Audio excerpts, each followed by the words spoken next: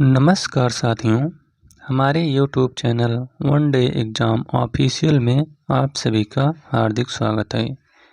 आज हम प्राचीन इतिहास के अंतर्गत नए चैप्टर लेकर आए हैं जिसका नाम है प्राग मौर्य काल।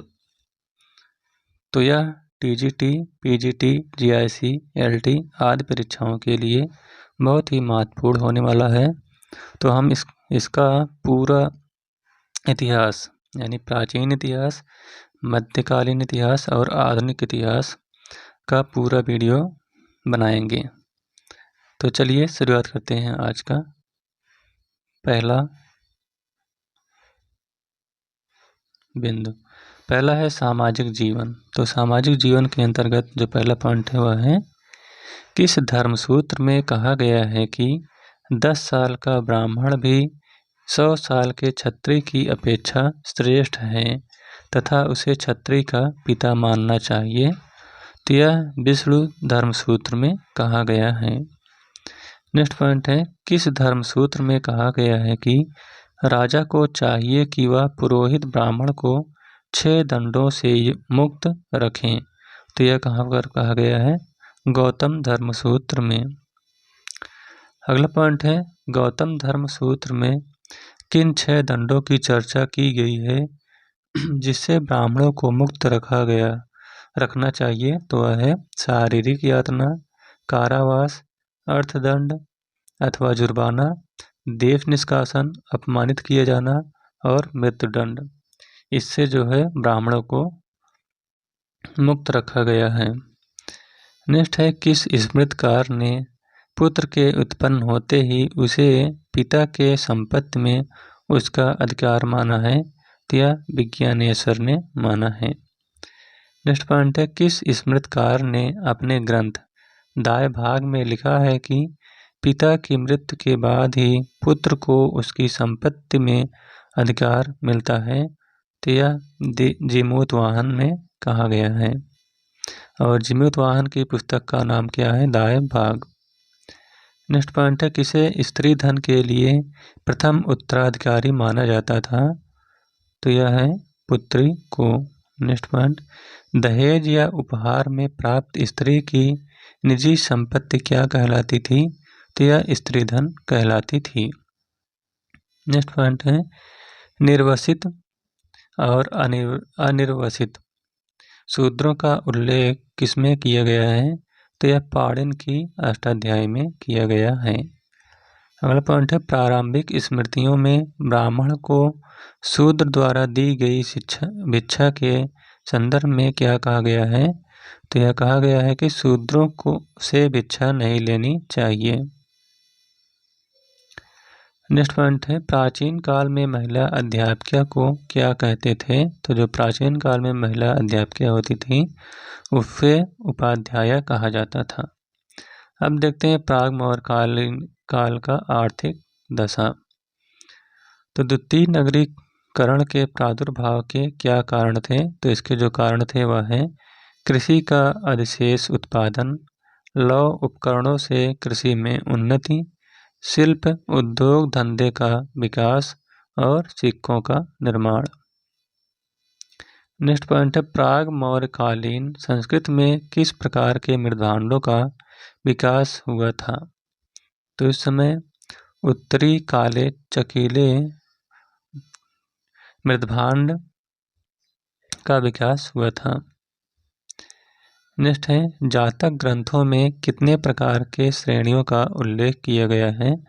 तो जो जातक ग्रंथ है उसमें 18 प्रकार की श्रेणियों का उल्लेख किया गया है। नेक्स्ट है, विभिन्न व्यवसायियों के अपने अपने संगठन होते थे।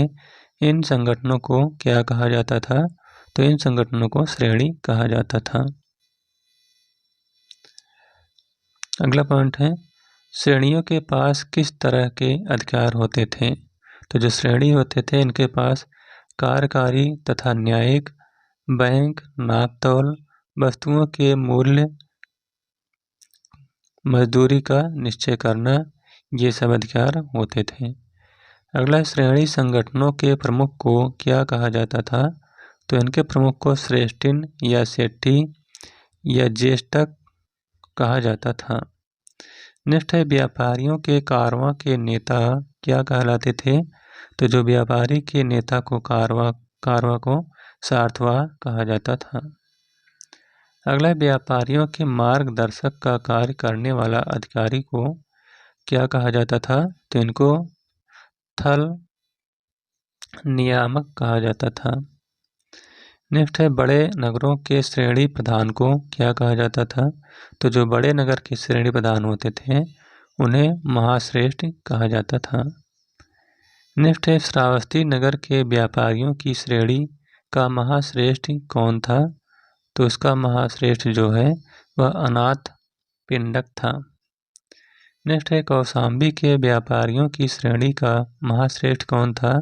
तो जो कौशाम्बी के व्यापारी का महाश्रेष्ठ श्रेणी था वह घोषक था। नेक्स्ट है जेतवन तथा घोषिताराम विहार का निर्माण किसने करवाया था? तो जो जेतवन और घोषिताराम विहार है इसका निर्माण घोषक ने करवाया था। अब देखते हैं विविध। तो पाणिनि कौन थे? तो पाणिनि जो है ये एक व्याकरण के विद्वान थे। नेक्स्ट है पाणिनि कृष्ण अष्टाध्यायी का विषय क्या है? तो जो पाणिनि की लिखी गई पुस्तक का नाम अष्टाध्यायी है उसका विषय है व्याकरण। नेक्स्ट है प्रारंभिक ऐतिहासिक काल का नगरीय स्थल शिशुपालगढ़ कहाँ स्थित है?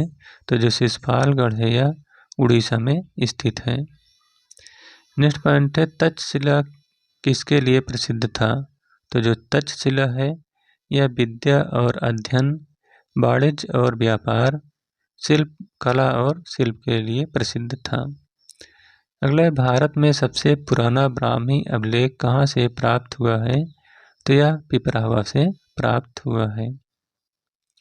नेक्स्ट पॉइंट है किस पुराण में कहा गया है कि वह देश जो समुद्र के उत्तर व हिमाच्छादित पर्वतों के दक्षिण में है भारत कहलाता है, यहाँ भरत के वंशज रहते हैं, जिसका उल्लेख विष्णु पुराण में किया गया है। अगला पॉइंट है क्या यह कहना सत्य होगा कि भारतीय अपने इतिहास के प्रति जागरूक नहीं थे और न ही उन्हें इतिहास लेखन का बोध था? तो यह असत्य है। अगला पॉइंट शूद्र काल में ब्राह्मणों को किस वर्ण की कन्या से विवाह करने की अनुमति थी? तो इसमें ब्राह्मण, क्षत्रिय, वैश्य एवं शूद्र वर्ण की कन्या से विवाह करने की अनुमति थी। तो इस प्रकार से प्राग मौर्य कालीन का यह वीडियो यहीं पर समाप्त होता हुआ। यह वीडियो आपको कैसा लगा? अगर अच्छा लगा हो तो वीडियो को लाइक, शेयर और चैनल को सब्सक्राइब करिएगा। Thank you.